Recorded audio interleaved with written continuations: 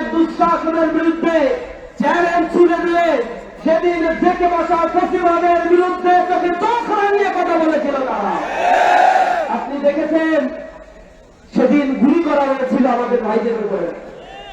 তারা গুলির জবাব হাতে লাঠি নিয়ে, ইট নিয়ে গণ প্রতিরোধ গড়ে তুলেছিল। এই প্রতিরোধের সামনে স্নাইপার নিয়ে, বুলেট দিয়ে, কাটা রাইফেল নিয়ে টোটাল বাহিনীগুলোকে একত্রিত করা হয়েছিল। যুবলীগ, ছাত্রলীগ আর কেউ নিজের মতো করে ক্ষমতাকে কুক্ষিগত করতে পারবে না। নির্বাচন কমিশন পুনর্গঠন হবে, দেশে উচ্চ কক্ষ গঠিত হবে, প্রধানমন্ত্রী রাষ্ট্রপতির ক্ষমতার ভারসাম্য তৈরি হবে, সংবিধান ইচ্ছা মতো কেউ সংশোধন করতে পারবে না, জনগণের ম্যান্ডেটের প্রয়োজন হবে, জনগণকে ইচ্ছা মতো ইন্টারনেট বন্ধ করে দিয়ে গণহত্যা চালাতে পারবে না, এটা মানবতা বিরোধী অপরাধ হবে। জুলাই বিপ্লবে যাদেরকে হত্যা করা হয়েছে সেই হত্যার বিচার হবে, জুলাই সনদ বাস্তবায়ন হবে হ্যাঁ ভোটের মাধ্যমে। সুতরাং যারা হ্যাঁ ভোটের বিরুদ্ধে অবস্থান নেয় তারা সামগ্রিকভাবে জাতির বিরুদ্ধে অবস্থান নেয়। আমরা মানুষের কর্ণকুয়ারে গিয়ে গিয়ে হাসপাতালের বেডে কাতরাচ্ছে এই দুর্নীতি, দুঃশাসন, সন্ত্রাস, চাঁদাবাজি, মানব থেকে আমাদের প্রজন্মকে, এই দেশকে, এই বাংলার মাটিকে মুক্ত করার জন্য আদর্শ, ন্যায় এবং ইনসাফের বাংলাদেশ যারা গড়ে তুলতে পারবে তাদের পক্ষে রায়ের জন্য আমাদের রাস্তায় পরিশ্রম করতে হবে, ঘরে ঘরে মানুষের কাছে গিয়ে দাঁড়িপাল্লার পক্ষে ভোট চাইতে হবে। দাঁড়িপাল্লা হচ্ছে ইনসাফের প্রতীক।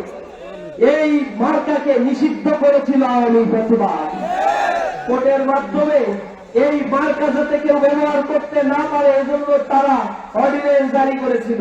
এই মার্কাকে তারা এত ভয় পায় কেন? কারণ তারা জানে দাঁড়িপাল্লা হচ্ছে জনগণের হৃদয়ের স্তম্ভ।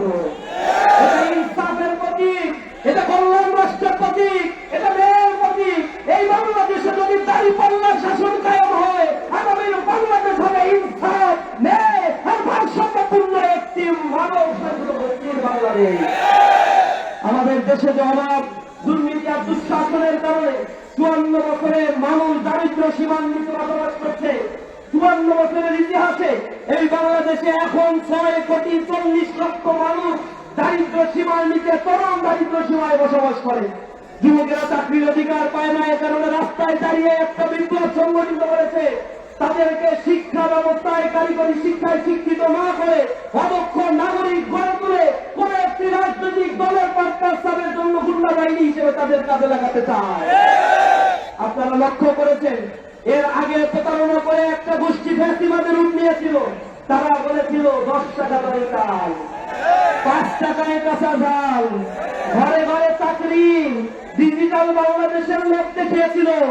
2022 সালে তারা টিসিবির কার্ড দিয়েছিল, 1 কোটি কার্ড ছেড়েছিল তারা।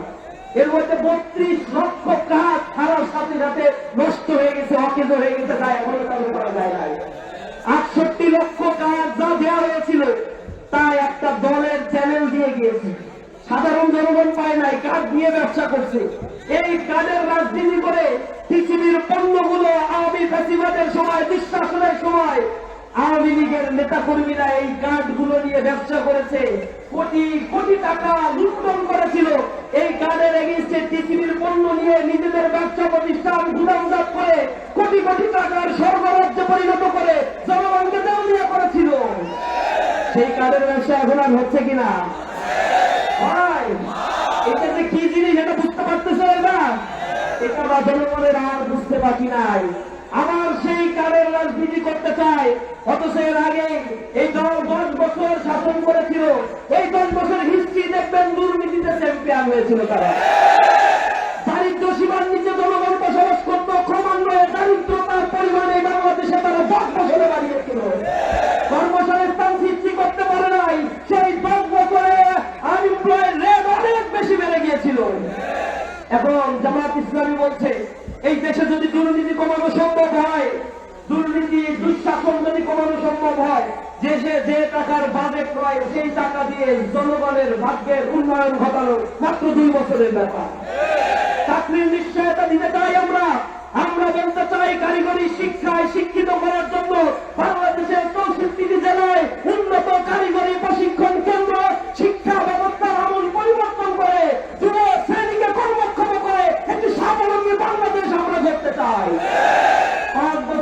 যে শিশু যারা রয়েছে তাদের চিকিৎসা সেবা দিতে হিমশিম খেয়ে যায় দরিদ্র পীড়িত এই জনগোষ্ঠী।